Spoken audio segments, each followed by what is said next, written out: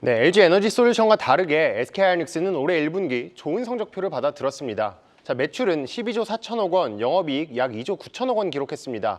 자, 매출은요, 역대 1분기 기준 최고 수준이고요. 영업이익은 역대 두 번째로 높은 수치입니다. 자, 하이닉스 측은요, 최근 AI 서버 관련해서 매출이 증가하면서 D램, 낸드 모두 전분기 대비해서 평균 판매 단가가 20%, 30% 이상 올랐다고 설명했습니다. 자, 그리고 D램도 역시 낸드 부문에 이어서 이 흑자 전환에 성공했다라고 했는데요. 자, 특히 오늘 진행된 실적 발표에선 이제 AI에 대한 향후 전망, 또 투자 계획 등도 공개됐습니다. 제가 취재한 내용들 전해드리겠습니다. 네, 하이닉스 아침부터 어닝 서프라이즈로 기분 좋게 시작을 했지만 주가는 또 그렇지가 못했습니다. 이건 주가에 대한 부분은 이제 뒤에서 이사님께 좀 여쭤보기로 하고, 일단 이번 호실적을 이끌었던 게 정확히 어떤 것들이에요? 네, 일단은 뭐 D램이나 낸드 쪽 보셔야겠는데요. 특히 네. 이제 SK하이닉스가 얘기했던 게 오늘 잘 팔리는 것에 집중하겠다라고 얘기를 했습니다.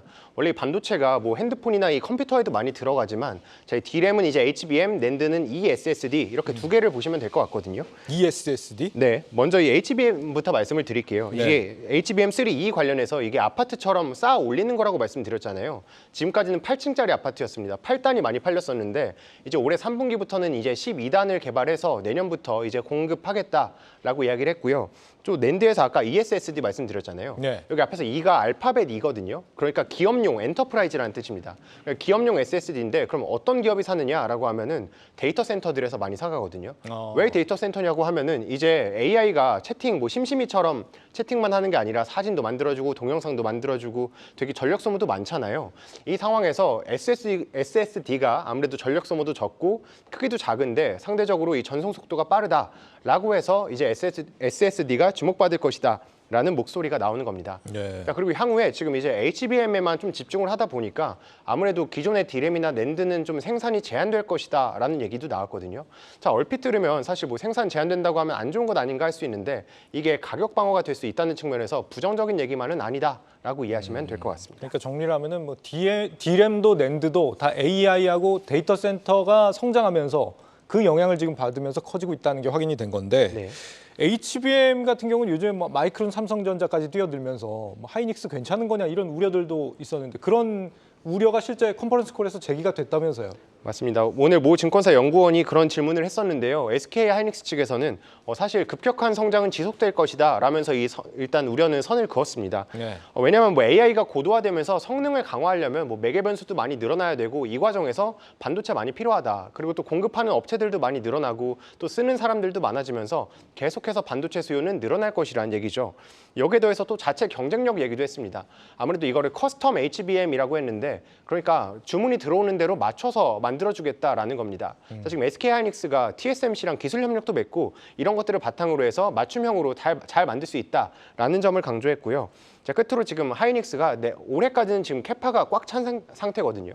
그러니까 주문이 들어오는 대로 다 만들 수가 없는 상태인데 네. 이제 내년에는 이제 앞으로 고객사들이랑 협력해서 추가적으로 증설을 하든지 이런 부분들 협의하겠다라는 내용까지 전해줬습니다. 하이닉스 관련해서 간밤에 또 나왔던 이슈가 청주에 또 차세대 D램 생산 기지 짓는다 이 얘기가 있었잖아요. 이건 또 어떤 의미로 읽혀야 되는 거예요? 네, 맞습니다. 이게 일단 어제 나온 공시잖아요. 5조 3천억 원 정도 투자한다라고 공시를 했었는데 규모는 거의 한 20조 원까지 갈 것으로 보이거든요. 근데 이게 지금 공사에 들어가면은 내년부터 지금 공장이 가동될 것으로 보입니다. 그러니까 지금 AI 메모리, D램 수요 계속 급증하고 있다고 말씀을 드렸는데 여기에 대해서 선제적으로 대응하겠다라고 이해하시면 될 것 같고요.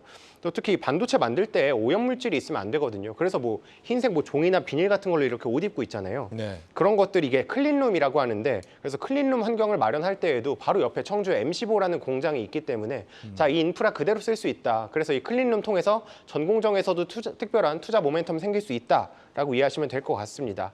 자, 그리고 이번에 청주에 공장을 이렇게 투자한 데 이어서요. 2027년에 용인 클러스터, 28년에는 미국 이런 식으로 해서 투자를 계속 이어나가고 있다라는 점도 체크해 두시면 될 것 같은데 제가 계속 투자하고 있다라고 하니까 그럼 너무 투자만 하는 것 아닐까라는 이렇게 우려가 될 수도 있는데요.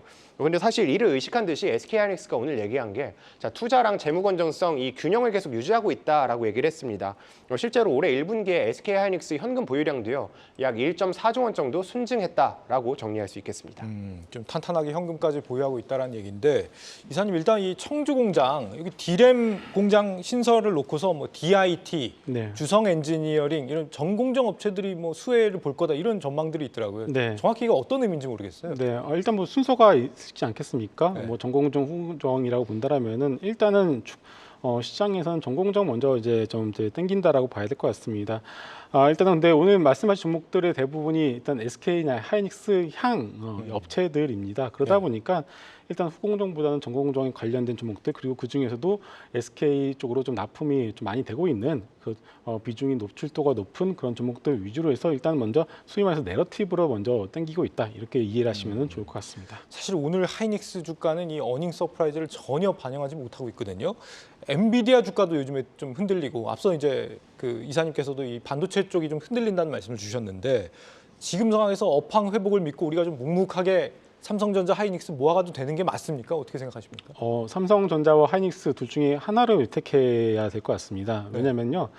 일단 하이닉스의 경우에는 밸류에이션에 대한 부담이 조금 있습니다. 왜냐면은 일단 하이닉스 같은 경우는 이제 시간이 지나면 지날수록 이제 HBM이 차지하는 그 매출 비중이 좀 적어질 가능성이 높습니다. 그렇기 때문에 그렇다면은 밸류에이션은 높은 상황에서 HBM 매출 비중이 적어진다라면은 결국은 그 자리를 갖다가 삼성전자, 마이크론이 치고 들어오거든요. 예. 그리고 또 하나 시간이 지나면 지날수록 뭐 지금 당장은 아니지만 레거시 드램에 대한 수요가 늘어날 수밖에 없는 상황입니다. 그렇다면은 지금 마이크론도 그렇고 하이닉스도 그렇고 기존 라인을 갖다가 바꿔서 HBM 라인으로 지금 바꾸고 있는 상황인데 그렇다면 레거시 드램에 대한 수요가 올라가게 되면 그것을 대응할 수 있는 곳은 전 세계에서 삼성전자밖에 없습니다. 네. 그렇기 때문에 전 세계에서 지금 우리나라에서 가장 많이 산 외국인이 가장 많이 산 종목이 바로 삼성전자라고 좀 봐야 될 것 같아요. 그래서 결국은 밸류에이션에 대한 부담, 향후 시간이 지났을 때 레거시 드램에 대한 수요 대응을 할 수 있는 유일한 업체는 삼성전자. 이것을 본다라면은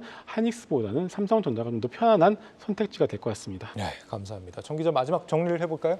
네, 뭐 아무래도 SK 하이닉스 주주분들 입장에서는 이렇게 어닝 서프라이즈가 나왔는데도 주가 흘러내리는 거 보면 굉장히 답답하실 것 같습니다. 그래서 얼마나 더 해줘야 해라고 마무리 짓겠습니다.